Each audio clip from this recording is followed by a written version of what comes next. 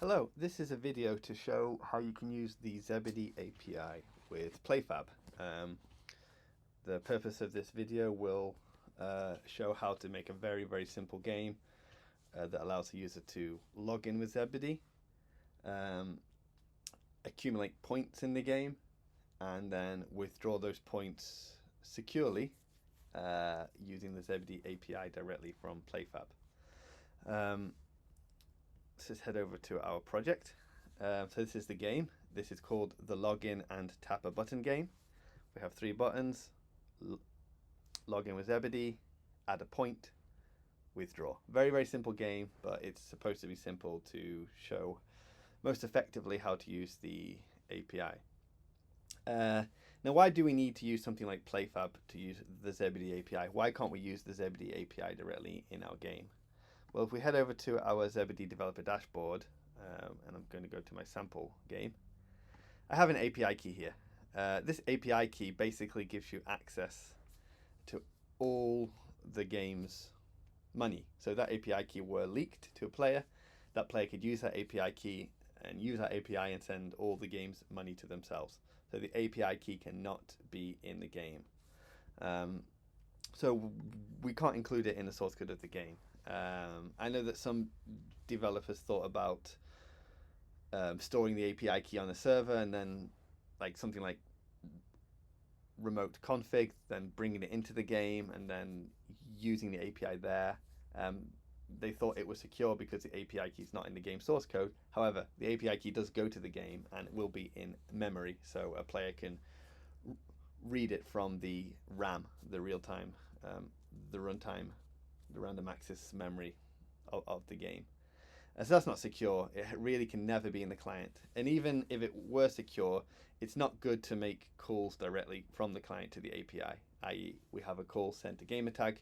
I want to send 1000 sats to a gamertag. If that call is in the client, then somebody will hack your game and just call that function thousands of times and it'll be sent to them and you have no protection there.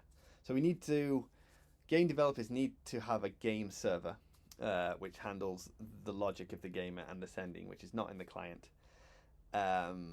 People use their own custom servers. They write it in languages such as C# or Node.js. It's understandable a lot of game developers don't have the ability to make their own server, which is why we recommend that you can use kind of server-like microservices such as Beamable. Beamable is one that I recommend, but also playfab is a popular choice. So this is going to show how you can do playfab.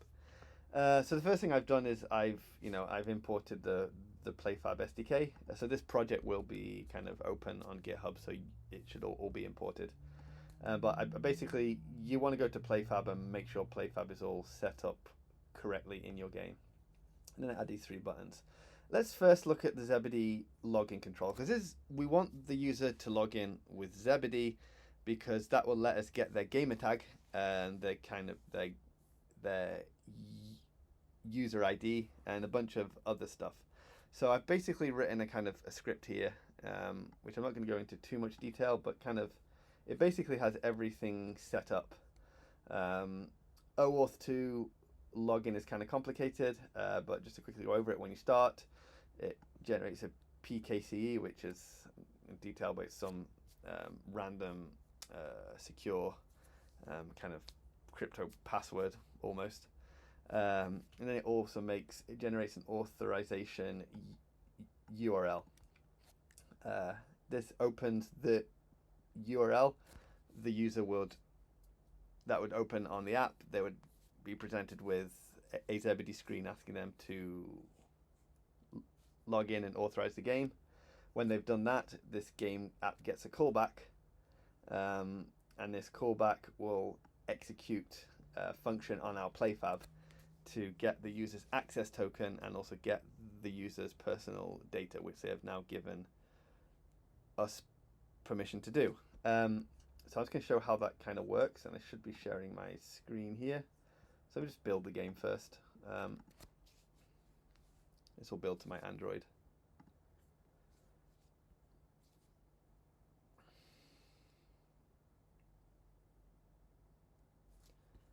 In a few minutes. while that's doing that, you do have to set up OAuth 2 in your Zebedee dashboard for the project. So when you set it up, you get a client ID, you get a client secret, and you also have to set a redirect URL. So you need to make note of the client ID and the client secret. The client secret, the OAuth 2 secret key here, is very, very important. That cannot be in the client. That's like your API key. This is something that only exists on playfab, which is why we have to make the call to playfab. But let's just get it open. I think it's almost finished building. There we go, and it should be opening.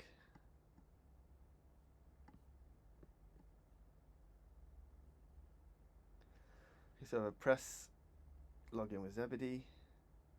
Okay, now it's working. Yeah. So that has opened the authorization URL I presented. It takes me, opens it, and takes me to the Zebedee website. The user would press continue with Zebedee, and they will be presented with this screen, basically asking for permission to get their personal information.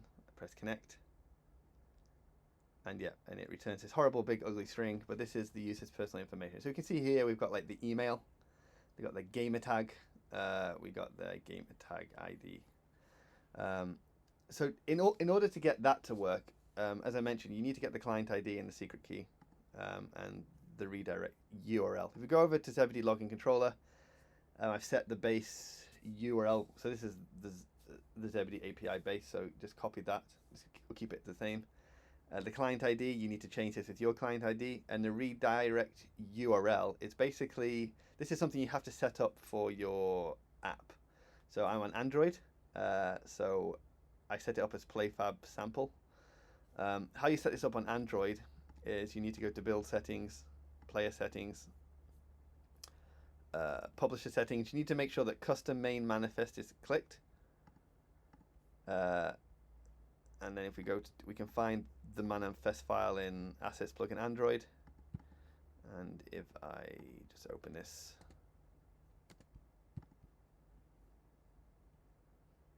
open a text editor, it's basically you add this intent filter here under application activity.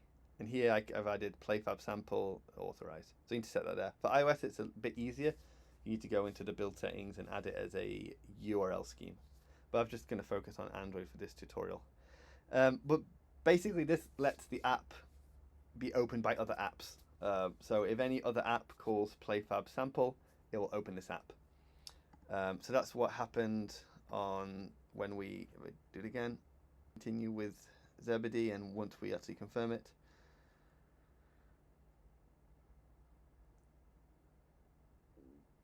it calls that the redirect URL, or the URL scheme. It calls that and opens our app. So this must be set here. It must be set in the intent like this, playfab sample with authorize. You would change this with your name. So if your game is like Flappy Bird, this would be Flappy Bird. But it also must be set as a redirect URL here, so you can see it set there. So once that is all set up,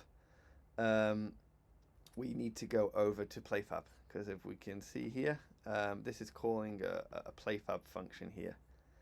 So let's head over to playfab. So here's my playfab. Here's my playfab example. You can see my title ID there. This is also set in, I think, game controller here. I've set my playfab title ID there. Yep, so click on that, and we want to go over to automation.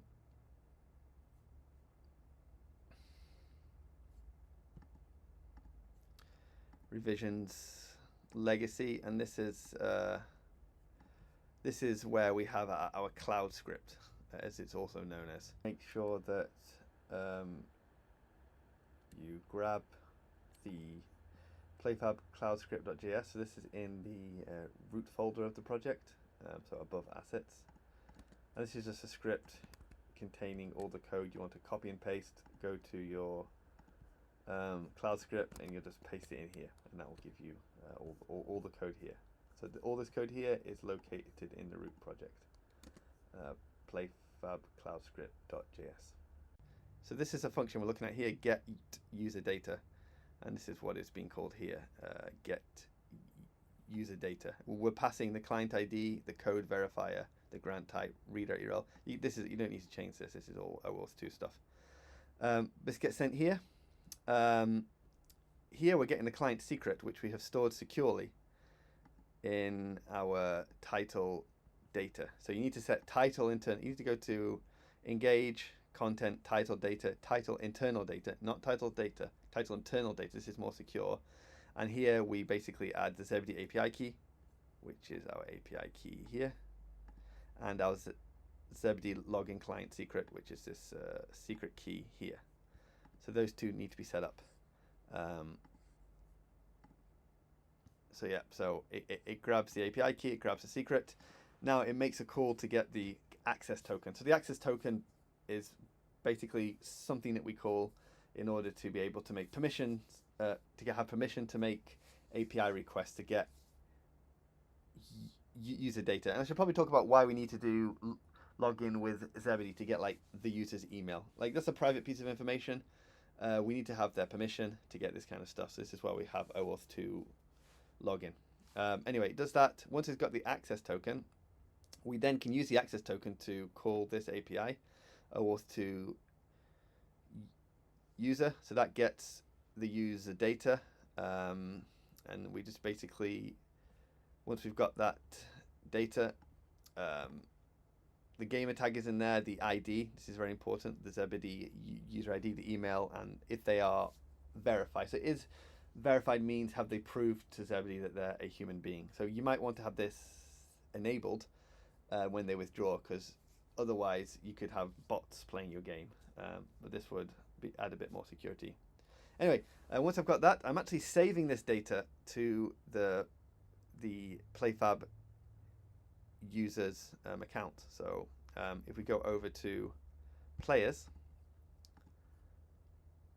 and I just go to search, this is the player, it was created. And if I go to the player title, we can see it saves it here. So playfab will save this persistently now. So I know their user ID, if they are verified, their gamer tag, and their email. And then we also we return it back to the game here, which is why it was displayed on the screen.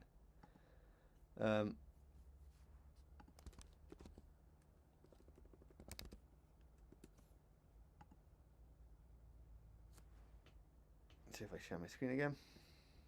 I do apologize for this casting software. It's not working very well. Yeah, you can see. So this is also just returned here. But more importantly, it's saved on playfab now. Okay, so we have login with Zebedee working. We've managed to save their email and their